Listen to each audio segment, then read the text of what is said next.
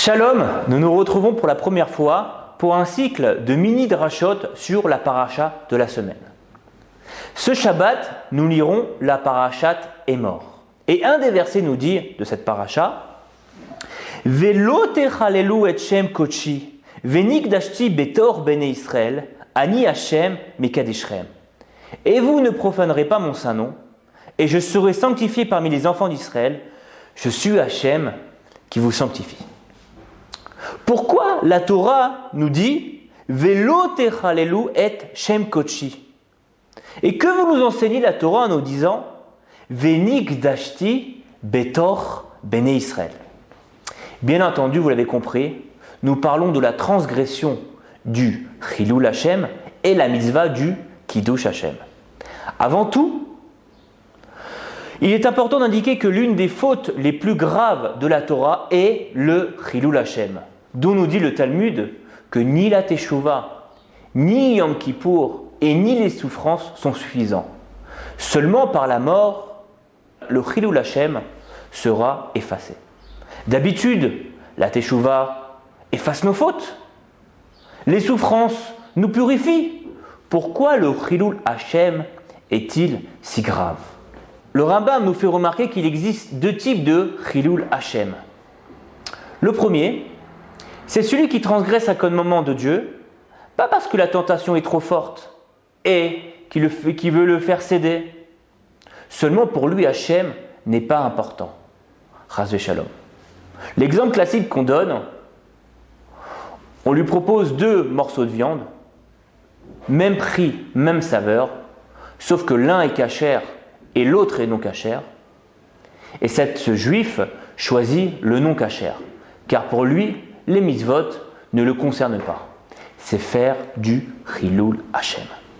Par contre, celui qui ne transgresse pas un commandement de Dieu, pas parce qu'on le regarde, pas parce qu'il n'a pas envie, pas parce qu'il va perdre quelque chose, seulement parce qu'il sait qu'Hachem le sait. Il a conscience qu'Hachem le regarde.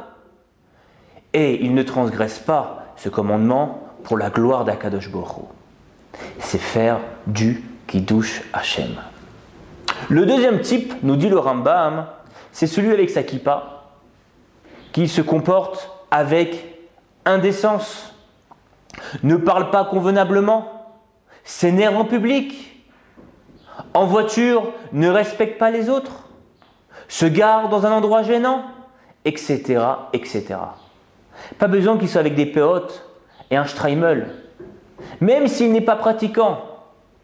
Mais si on sait qu'il est juif, c'est faire du Chilul Hashem. Chilul Hashem vient de la racine halal, qui veut dire vide en hébreu. De ce fait, nous comprenons que celui qui fait du Chilul Hashem pendant ce temps-là, je crée un vide de la présence divine. J'éloigne Hashem de ce monde. Kiddush Hashem vient de la racine Kadesh, qui veut dire saint, mais aussi consacré. Quand je fais du Kiddush Hashem, je consacre un moment à dévoiler la présence divine. J'amène Hashem dans ce monde. Rendons-nous compte, nous sommes regardés à la loupe, pas seulement d'Akadosh Baruch Hu, même par les juifs et les non-juifs. La preuve, les médias. Il suffit du moindre faux pas d'un juif au fin fond de la planète pour que ça fasse la une des journaux. Et les commentaires ne se font pas attendre. Regardez comment se comportent les juifs, regardez comment se comporte Israël, etc., etc. Le Rav Eliezer ben David raconta un jour, quand il était en voyage, rencontra un goy qui, pour la première fois, voyait un juif. Un ben Israël, il était impressionné de le voir. Il lui dit, il s'exclama, vous êtes le peuple d'Israël, fils d'Avram, Yitzhak et Yaakov.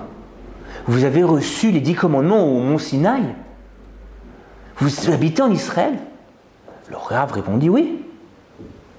Émerveillé, le goy, le non-juif, demanda, est-ce que je peux oser vous poser une question? Quand un juif Quand un juif marche dans la rue, est-ce que ses pensées sont comme les nôtres? Il pense à des choses insignifiantes? Ou plutôt, il pense à des choses bien plus grandes, bien plus spirituelles? Le Rav Eliezer Ben David nous raconta que pour lui ce fut un grand moussard. Sommes-nous comme tout le monde, comme le commun des mortels? Ou quand j'agis, quand je marche dans la rue, quand je pense, ou même quand je suis seul, est-ce que je fais Kiddush Hashem?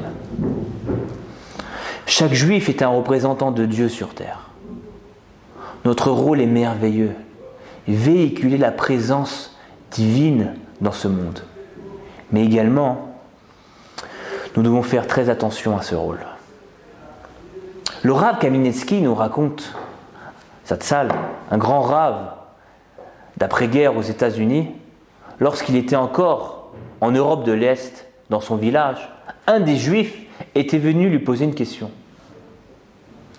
On lui avait rendu la monnaie sur 100 roubles, alors qu'il n'avait donné que 10 roubles.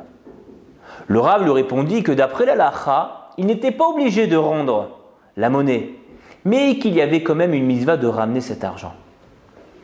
Le Juif raconta que le goy était stupéfait de l'acte de ce Juif.